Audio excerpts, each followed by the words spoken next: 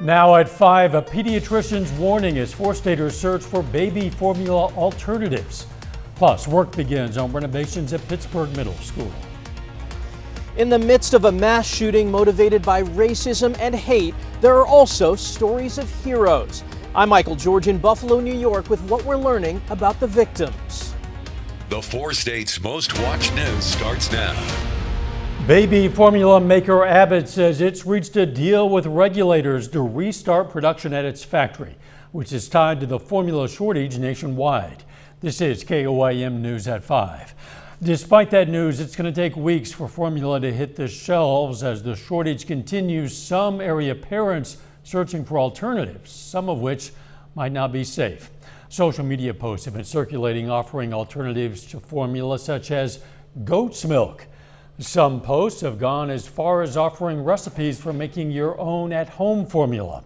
However, a local pediatrician says neither of those alternatives is safe. When we make our own formula based off of those old-time recipes, we are really going to cause problems with electrolytes that can lead to seizures, hospitalizations, make baby very sick. Tonight at 6, we're going to have more on what you should not do and what safe alternatives are available for parents searching for formula. Some Pittsburgh school officials put down the textbooks and picked up the sledgehammers. An event today marked the start of construction on improvements to the Pittsburgh Community Middle School. The work is part of the bond project passed by voters in January. All 4 floors of the middle school will be remodeled. That includes adding a modern science lab, adding an ADA-compliant elevator, and renovating the school's auditorium. It's amazing, especially I went to this middle school 6th, 7th, and 8th grade, and I think it's really awesome to just see the school getting improved. The bond was approved to cover $16.5 million in costs. It continues with previous mill levies through 2045. Nice weather to start the work week. Doug Heddy. Yeah, it's turned out to be a pretty good Monday for us after the cold front with showers and thunderstorms that rolled through yesterday across the region. Now we have pretty much clear skies. Not too much is going on. We are watching some scattered showers and thunderstorms developing southeastern Colorado, eventually eastern parts of New Mexico. And this is going to create a complex, and it's going to head toward us late tonight into tomorrow morning. The evening hours are going to be fine. Most of tonight looks good as well. Upper 70s to near 80, a little bit cooler for us compared to especially what we had last week. We have these light kind of northerly winds which have been kicking in. They're switching back out of the south now. Through the evening hours, we slide back through the 70s, 60s. Great evening to get outside, do some outdoor activities before more thunderstorm chances in the forecast. We're going to look at that here in just a bit. See you then. We're learning new details about the mass shooting at a Buffalo, New York supermarket that left 10 people dead and 3 others injured. The 18-year-old suspect is accused of driving more than 3 hours to a predominantly black neighborhood to carry out what police are calling an act of racially motivated violent extremism. Michael George reports from the scene in Buffalo, New York. FBI agents are collecting and documenting evidence from this weekend's mass shooting at the Tops supermarket in Buffalo. Officials say the suspected gunman had plans to continue his deadly rampage. And if not for the quick response of the Buffalo Police Department, he certainly would have killed more people in this immediate area. Investigators say the 18-year-old specifically targeted the store because he wanted to kill as many black people as possible. Over the weekend, he pleaded not guilty to first-degree murder. Ruth Whitfield was one of the lives lost. She stopped at the store after visiting her husband of 68 years at a nursing home. Family members were overcome by grief at a news conference. But we're not just hurting, we're angry, we're mad. This shouldn't have happened. Attorney Ben Crump is representing the Whitfield family and is demanding accountability beyond the suspect. The people who curate the hate, the people who inspire the hate on websites and internet services and cable news stations. New York State officials say the suspect, who lived hundreds of miles away, threatened a shooting at his high school last year. Investigators say he plotted this attack over several months, and they're looking at a 180-page document he posted online describing himself as a white supremacist and an anti-Semite. At the White House, President Biden paid tribute to Aaron Salter, a retired police officer who worked as a store security guard. He actually was able to shoot the assailant twice, but he had on a bulletproof vest, and he lost his life in the process. The president is expected to travel to Buffalo tomorrow to grieve with the community. Michael George, CBS News, Buffalo, New York. The suspect is on suicide watch and is being held without bail. His next court appearance is Thursday. Police in Southern California are searching for a motive in another mass shooting at church. One person was killed, 5 wounded yesterday during a church lunch reception. 4 of the survivors are critically injured. Parishioners at Geneva Presbyterian Church in Laguna Woods hogtied and detained the alleged gunman after he opened fire. Police said those parishioners showed exceptional heroism. The U.S. Senate is gearing up to vote on a nearly $40 billion bill for Ukraine military and humanitarian aid this week. It comes as one of Russia's closest neighbors, Finland, officially launched its bid to join NATO, with Sweden also announcing its intent to follow. Senate Republican leader Mitch McConnell says he'll fully support both countries' applications to the alliance after a surprise trip to Kyiv over the weekend. Up next, hospitals struggle with a shortage of a dye used for some medical scans, and research on whether kids are active enough. Those stories next in Health Watch. Health Watch, Pfizer's COVID-19 vaccine prevented an estimated 8.7 million symptomatic infections in the first year of its rollout. A national study funded by Pfizer found the shots prevented more than 110,000 deaths in 2021 and nearly 700,000 hospitalizations. That study ended before the rise of the Omicron variant. Health experts say children need to get moving again. Research in the UK found even as pandemic lockdowns were lifting, only a third of children were meeting recommended guidelines for physical activity. At the end of last year, 10 and 11-year-olds were 13% less active than before the pandemic. Hospitals all around the country and the globe are dealing with critical shortages of a dye used for some medical scans and procedures. Well, now some facilities are having to conserve and prioritize use to make sure they have enough for patients who absolutely need it. Elise Preston has more. It's used in common imaging studies like CT scans as well as procedures for heart attack and stroke, and it's in short supply right now. Iodinated contrast media is injected into patients and goes into the blood vessels, allowing doctors to get a better look at a patient's anatomy and organs. We had to triage and limit the use of contrast dye to only critically ill patients that had to have contrast dye to either establish a diagnosis or to guide a life-saving or a limb-sparing treatment. The dye shortage is being blamed on a COVID shutdown at a Shanghai production plant where most of this product is made. Dr. Phil Johnson is the chief of radiology at the University of Kansas Health System. He says the shortage is concerning because certain procedures are not possible without this dye. We can do a CT scan without contrast. It may not be quite as good, but we can still get valuable information. We can do other imaging studies like MRI scans or ultrasound scans.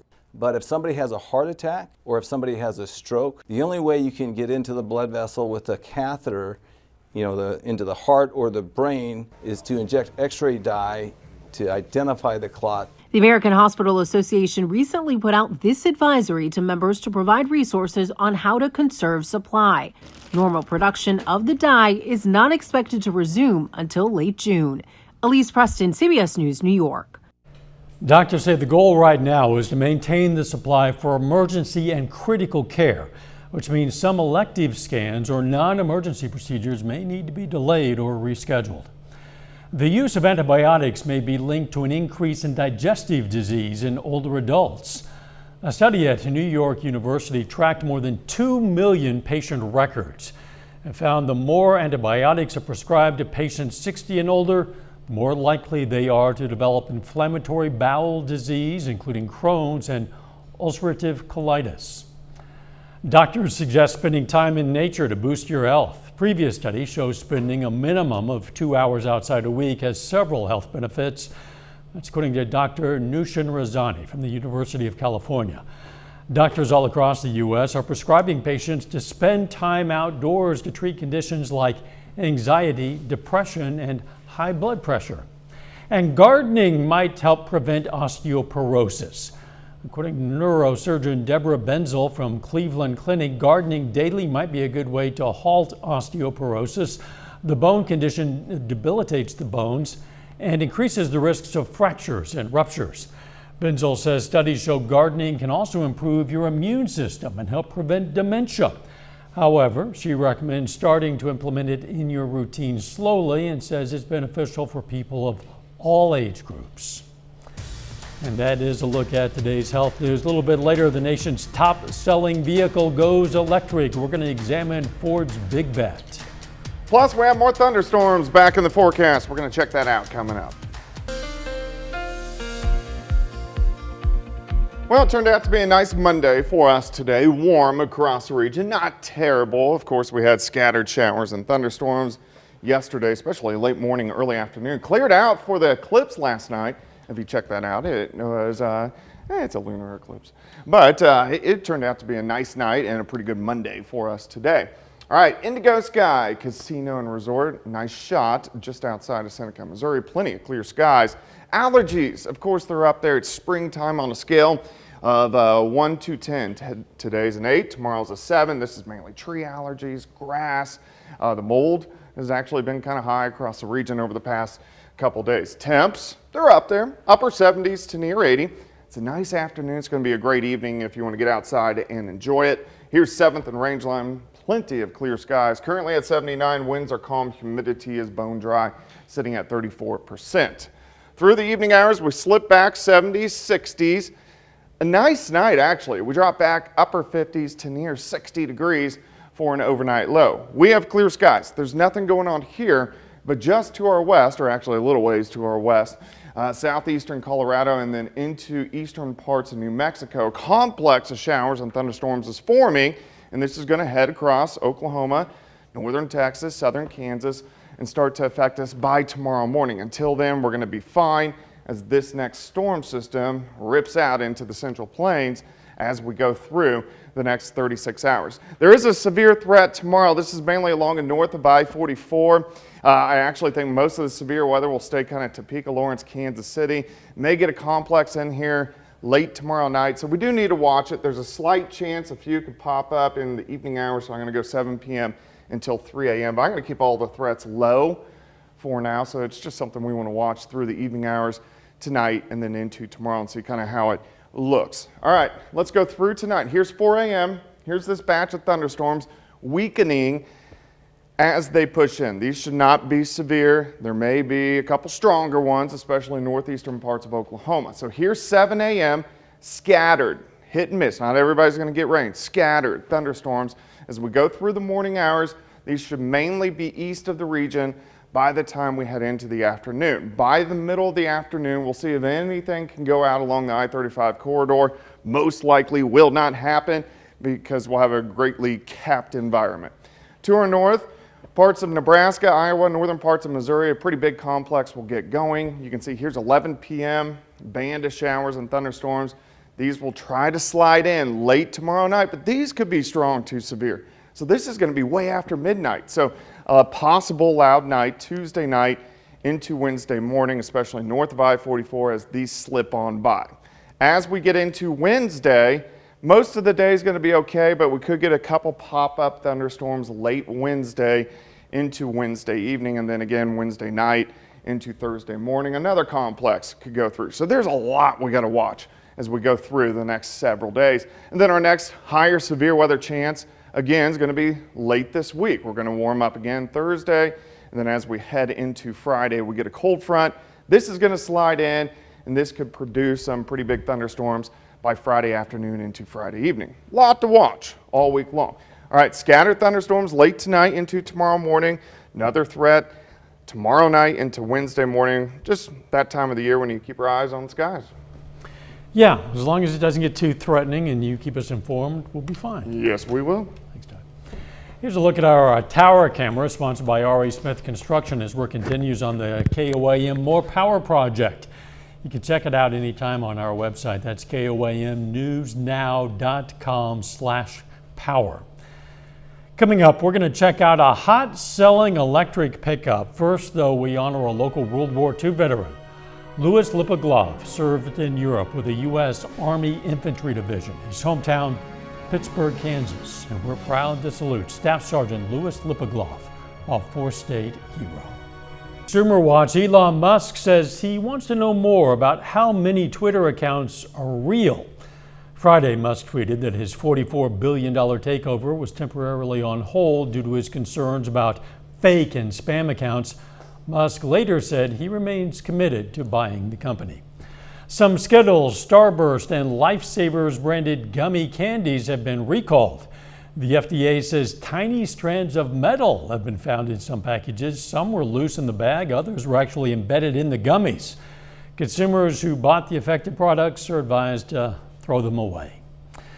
Gas prices have been on the rise, and that's fueling interest in electric vehicles, including the new Ford F-150. The country's best-selling vehicle for 45 years is now gas-free. Chris Van Cleave reports. At 580 horsepower, 0 to 60 in a little over 4 seconds, up to 320 miles on a single charge, and starting at 40 grand, Ford hopes this is what Lightning Striking looks like.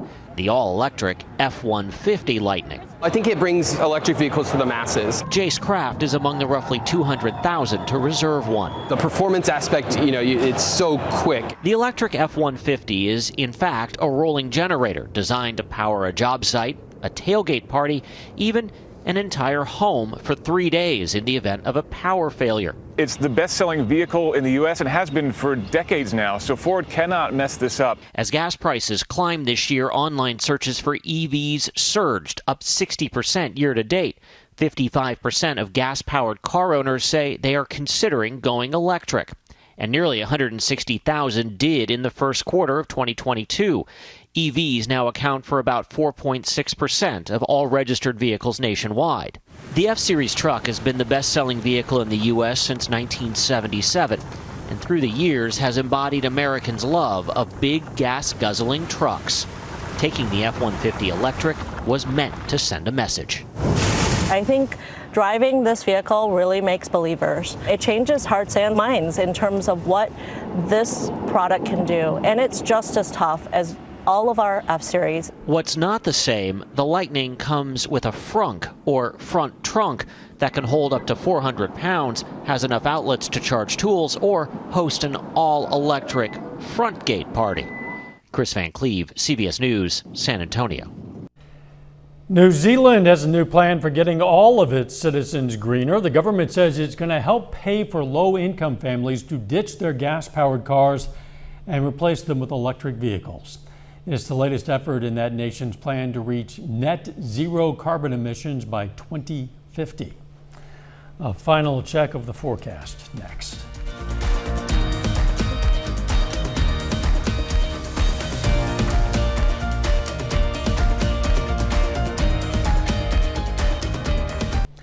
Up next on the CBS Evening News, an exclusive interview with the president of one of the largest baby formula companies in the U.S. and what he says his company is now doing to help ease the nationwide shortage.